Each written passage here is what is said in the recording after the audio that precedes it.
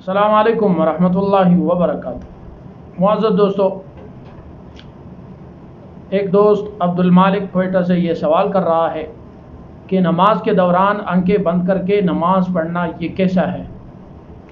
تو جواب یہ ہے کہ نماز میں آنکھیں کھلی رکھنا یہ سنت ہے۔ مثال کے طور پر اب قیام کی حالت میں سجدے کی جگہ کو دیکھنا یہ سنت ہے، تو اب اگر ہم آنکھیں بند کر کے نماز پڑھیں گے تو یہ سنت ہم سے رہ جائے گی۔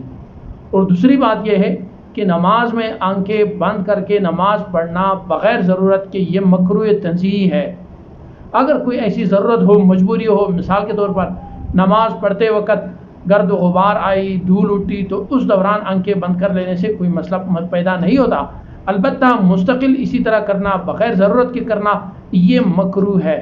اللہ تبارک و تعالی ہمیں عمل کی توفیق عطا فرمائے۔ اور اگر نماز میں ہم نے سب سے زیادہ اللہ کی طرف توجہ کی کوشش کی، بارہا کوشش کی، تو انشاءاللہ یہ نماز ہمارے لیے بہت بہترین اور جاندار ثابت ہوگی۔ اللہ پاک ہم سب کا حافظ و ناصر ہو۔